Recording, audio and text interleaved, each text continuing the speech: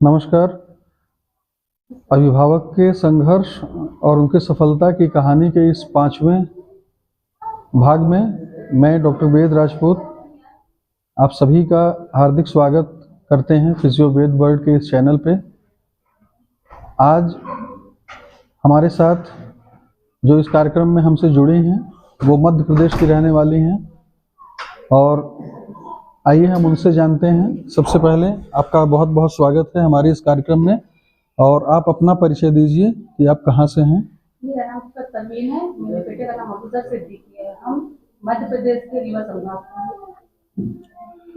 आपके बच्चे को सेरेब्रल पाल्सी की जो समस्या है उस समस्या को कब पता चला उसके बारे में आपको कि हमारे बच्चे को सेरेब्रल पाल्सी की प्रॉब्लम है?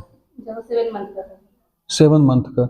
कैसे आपको पता चला कि उसको सेरेब्रल पाल्सी की प्रॉब्लम है? सर मेरे बेटे में काफ़ी प्रॉब्लम था, आई कांटेक्ट नहीं था, बॉडी भी मूव नहीं करती थी। जब वो अपनी एज में हिल भी नहीं पा रहा था, बैठ भी नहीं पा रहा है, तो डॉक्टर से कंसल्ट के डॉक्टर ने बोला कि आपका बच्चा सीपी है और इसका मेडिकल में कोई भी ट्रीटमेंट नहीं, जो भी है फिजियोथेरेपी है। 7 महीने की उम्र में आपको ये पता चल गया कि उसको सेरेब्रल पाल्सी है? किसी डॉक्टर ने बताया? 7 महीने की उम्र में आपको क्या ऐसा अपने बच्चे में देखने को मिलता था जिससे आप ये कह सकती हैं कि वो सामान्य नहीं बच्चा नहीं था? सबसे पहले तो सर मेरा बेटा इतना सेंसलेस था कि उसको आई कांटेक्ट भी नहीं था, तो अपनी आंखों को भी मूव नहीं करता था। बॉडी को मूव करना मतलब बहुत ही बड़ी बात थी, लेकिन देखिए साथ मेरा बेटा चल रहा है सपोर्ट से। देखिए यहाँ पे सबसे आवश्यक बात ये है, इस वीडियो को देखने वालों को मैं बताना चाहूँगा कि इन्होंने एक बहुत ज़रूरी चीज़ बताई कि जब बच्चा 2 महीने, 4 महीने, 5 महीने या 6 महीने का होता है तो हमारे सामने सबसे बड़ी चुनौती होती है कि हम कैसे ये पता लगा लें कि हमारे बच्चे को सेरेब्रल पाल्सी की ही समस्या है या उसको जो समस्या है वो कोई न्यूरोलॉजिकल डिसऑर्डर है या ब्रेन से, मस्तिष्क से संबंधित कोई समस्या है उस बच्चे को। उसका जो सबसे पहला संकेत होता है, इन्होंने उसको हमें बताया कि इनका बच्चा आई कांटेक्ट नहीं करता था। जब भी किसी बच्चे को सेरेब्रल पाल्सी या फिर जीबी सिंड्रोम या कोई भी सिंड्रोमिक प्रॉब्लम, डाउन सिंड्रोम या कोई भी ऐसी समस्या जो हमारे केंद्रीय तंत्रिका तंत्र से संबंधित होती है, सेंट्रल नर्वस सिस्टम से रिलेटेड होती है, अगर वो समस्या बच्चे को जन्म से है तो हमें एक चीज कॉमन होता है, देखने को मिल जाएगा कि वो बच्चा आई कांटेक्ट नहीं करता है या करता भी है तो उस तरह से नहीं करता है जैसे करना चाहिए। तो यह एक लक्षण है यह पहचानने का कि हमारे बच्चे को सेरेब्रल पाल्सी या फिर दूसरी कोई बीमारी या कोई दूसरी समस्या हो सकती है जो कि डायरेक्ट उसके मस्तिष्क से जुड़ा हो। आपके बच्चे को सेरेब्रल पाल्सी की समस्या है, इस समस्या की वजह से आपको क्या क्या समस्याएं और अलग से देखनी पड़ी? सर थिंक पॉजिटिव, अगर हम अपने बच्चे में देखें कि मेरे बच्चे की वजह से समस्या है, समस्याएं तो बहुत है, लेकिन सर वो हर बच्चे के साथ होता है। मेरा बच्चा नॉर्मल चाइल्ड उसके साथ भी होगी, तो मैंने कभी ये सोचा कि मेरे बच्चे में कोई प्रॉब्लम है। देखिए मैं यहाँ पे ये बताना चाहता हूँ कि हाँ, हम बाहर जाते तो लोगों की ये सोच जरूर है कि मेरा बच्चा नॉर्मल नहीं है, चलता नहीं है, बोलता नहीं है। मतलब हाँ, हमको ये बहुत फेस करने के लिए मिला। डॉक्टर्स भी ऐसा बोले कि आपका बच्चा नॉर्मल नहीं है, इसका ट्रीटमेंट कराने से कोई मतलब भी नहीं है। बट फिजियोथेरेपी से मुझे ये बेनिफिट मिला कि आज मेरा बच्चा चल रहा है सपोर्ट से, और मैंने कभी हार भी नहीं मानी इस बात को लेकर। तो डॉक्टर भले ही बोले कि इसका ट्रीटमेंट नहीं है, आपका बच्चा अच्छा नहीं होगा, बट मतलब मैं उस चीज के लिए भागती रही और आज मतलब रिजल्ट मेरे सामने है उसका। ये यहाँ पे एक चीज मैं बोलूंगा कि कभी भी किसी भी व्यक्ति को, जो आपके परिवार का कोई सदस्य हो या फिर आप कहीं जाते हो, आप ईश्वर के सामने खड़े हो या स्वयं जब शीशे में अपने आप को आप देखते हैं, तो आपके बच्चे को जो समस्या है, सबसे पहली चीज तो ये बंद कर दें कि किसी को भी दोष देना बंद करें कि किसी की वजह से या मेरी वजह से या उनकी वजह से या उसकी वजह से, ठिकाने की वजह से, फला, ये सब चीजें।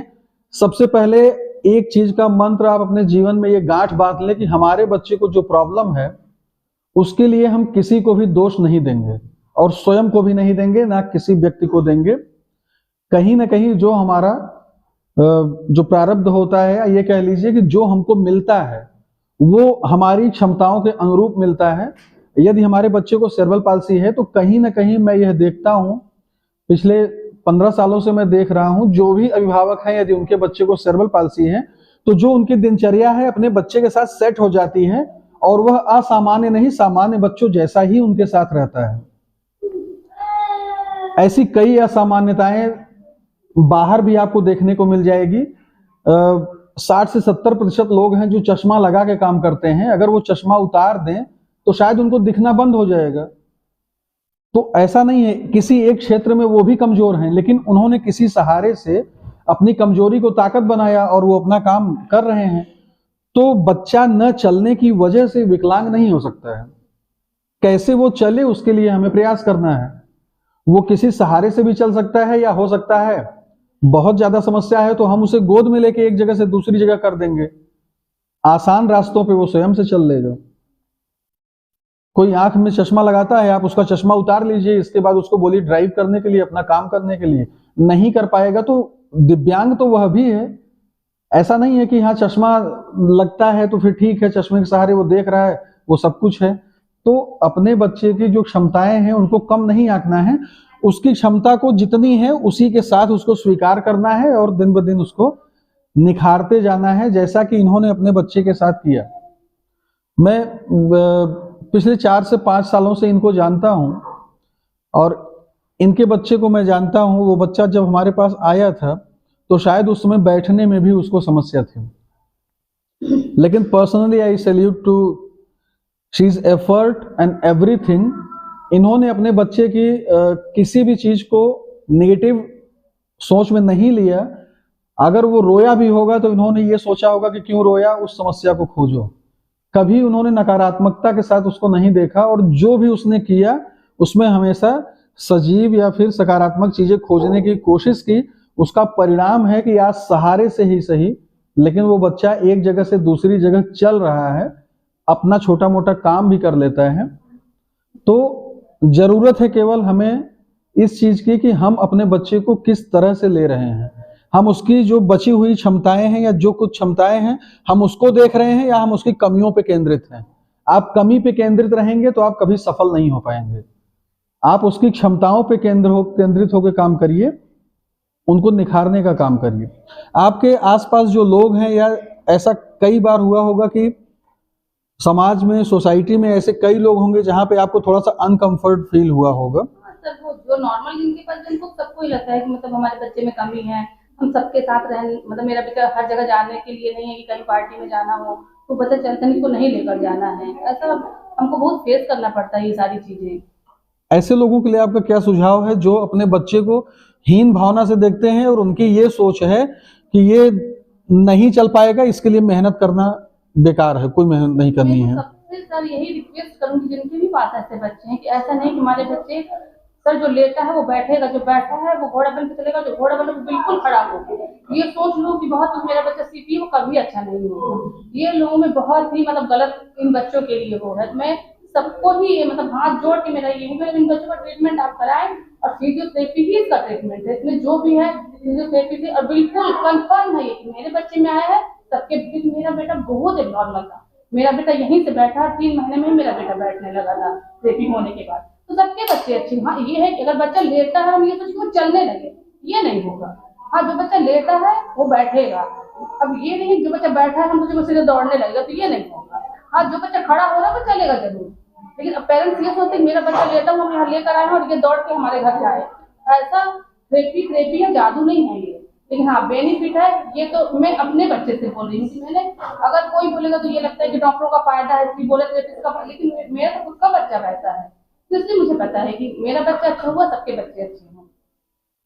अच्छा, जब आपकी हमारी मुलाकात मेरे ख्याल से 3-4 साल पहले हुई थी, तो उस समय से लेके और अभी रिसेंट आप 5-6 महीने से हमारे इस वेद एडवांस फिजियोथेरेपी रिहैब सेंटर से जुड़े, तो अभी आपको आपके बच्चे में क्या फर्क दिखता है और पहले क्या था? सर मेरे बेटे में तो फर्स्ट टाइम जब हम आए थे तो मेरा बेटा बैठा भी था, की वजह से बैठा है, और अभी भी सर मेरे बच्चे में बहुत इम्प्रूवमेंट है। मेरा बेटा बहुत हाइपर था, उसका हिलना 80% कम हो गया है। मतलब वो बहुत सी चीज वो कर सारी चीजें ना, थोड़ा मतलब उसका हिलना इतना कम हो गया, जैसे हम उसको खड़ा करते थे उसकी कमर बिल्कुल रुकती ही नहीं थी। लेकिन अब तो मेरा बेटा मतलब 80% हिलना बंद हो गया है। मेरा बेटा पकड़ के सपोर्ट से चलने लगा, बिना सपोर्ट से भी 2 मिनट खड़े होने लगा, तो मेरे लिए बहुत बड़ी बात है। देखिए यहाँ पे एक चीज मैं बहुत क्लियर कट बता देना चाहता हूँ। रिहेबिलिटेशन के फील्ड में जितनी भी संस्थाएं काम कर रही हैं, या जैसे हमारा सेंटर है Ved advance physiotherapy and rehabilitation centre, जो भी फिजियोथेरेपिस्ट हैं, डेवलपमेंटल थेरेपिस्ट हैं, हम ठीक उसी तरह है जैसे किसी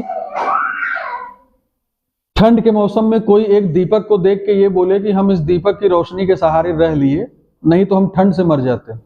ऐसा अगर कोई सोचता है तो अच्छी बात है, लेकिन हम अगर किसी को फिजियोथेरेपी करा रहे हैं, किसी को थेरेपी करा रहे हैं, तो केवल और केवल वो मार्गदर्शन है। और यहाँ पे मैं निश्चित तौर पे ये चीज को मैं बताना चाहूंगा कि यदि किसी बच्चे में कोई इंप्रूवमेंट आता है तो उसमें 80 से 90% भूमिका उस अभिभावक की होती है, ना कि थेरेपिस्ट की। अगर आप हमसे जुड़े हैं, आप हमारे गाइडलाइन में काम कर रहे हैं, तो बस हम आपको अच्छी चीजें बताते हैं जिसको आपको फॉलो करना है और उसी दिशा निर्देश पे चल के अपने बच्चे की थेरेपी करानी है। यदि आप लगन और परिश्रम के साथ अपने बच्चे के साथ काम कर रहे हैं तो निश्चित तौर पे आपके बच्चे में इंप्रूवमेंट आएगी, आप सफलता अर्जित करेंगे। जितने भी थेरेपिस्ट, डेवलपमेंटल थेरेपिस्ट होते हैं जो सेरेब्रल पाल्सी में काम कर रहे हैं, वह केवल और केवल एक मार्गदर्शक हैं और आपका केवल मार्गदर्शन करते हैं, आपको गाइड कर सकते हैं। क्योंकि 24 घंटे में बच्चा हमारे पास 1 घंटे के लिए रहता है और 23 घंटे वो अपने अभिभावक के पास रहता है। तो निश्चित तौर पे जो अच्छे अभिभावक हैं, जो मेहनती हैं, जो जुझारू हैं, जैसे कि हमारे साथ इस समय ये रिफत परवीन जी हैं, इस तरह के जो अभिभावक होते हैं जिनका डेडिकेशन अपने बच्चे के लिए बहुत ज्यादा होता है, निश्चित तौर पे ऐसे बच्चों में फर्क देखने को मिलता है, उनमें फर्क आता है। और जब भी इस बच्चे की थेरेपी करानी है जिनको सेरेब्रल पाल्सी है, तो हमेशा किसी प्रशिक्षित थेरेपिस्ट के सुपरविजन, मार्गदर्शन में ही कराना है, जो सेरेब्रल पाल्सी में परंपरागत नहीं बल्कि अत्याधुनिक चीजों को भी इस्तेमाल करते हुए आपको बताएं, सिखाएं और नई नई टेक्निक्स को डे बाय डे निरंतर प्रयास करके आपको बताते रहें, सिखाते रहें, तब जाके इन बच्चों में इंप्रूवमेंट आती है। आपके मध्य प्रदेश में जहां पे आप रहते हो, वहां पे आसपास लोग कितने जागरूक हैं सेरेब्रल पाल्सी के बारे में? सबको पता है कि सेरेब्रल पाल्सी होती क्या है?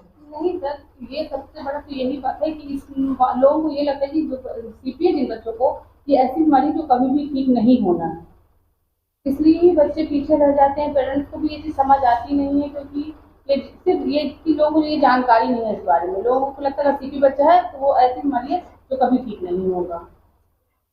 मैंने अपने एक वीडियो में बहुत पहले बात किया था, और देखिए ये जो वीडियो है हमारे यूट्यूब प्लेटफॉर्म पे रहता है, और मेरे जितने भी लोग हैं मैं आप सभी को बोलूँगा, अगर आपको अच्छा लगता है हमारा ये एपिसोड, तो इसको हमारे चैनल को सब्सक्राइब करें, लाइक करें, शेयर करें। दूसरा, मेरे इस वीडियो को देखने वाले जो ये बात है, अगर आपको ये अच्छी लगे तो इसको ढेर सारी इस वीडियो को शेयर करें, लोगों तक पहुंचाएं। मेरा तमाम प्रदेश की हर सरकारों से मेरा ये निवेदन है, रिक्वेस्ट है कि जिन भी बच्चों को सेरेब्रल पाल्सी होती है उनमें फिजियोथेरेपी की जरूरत मेरे ख्याल से लगभग 15 से 20 वर्ष तक पड़ती है। बहुत सस्ती थेरेपी नहीं होती है, रुकने का, थेरेपी का बहुत खर्च आता है, अभिभावक को बहुत वहन करना पड़ता है, बहुत मुसीबतें झेलनी पड़ती हैं। तो मेरा उन तमाम सरकारों से आग्रह है कि देश भर के हर जिले में एक मुख्यालय होना चाहिए जहां सेरेब्रल पाल्सी बच्चों का इलाज निःशुल्क हो, बिना किसी पैसे के। उनका जो स्प्लिंट है, उनके जो ब्रेसेस हैं, वो उन्हें मुफ्त में मिलने चाहिए, और इनकी थेरेपी एक बार मुफ्त में होनी चाहिए।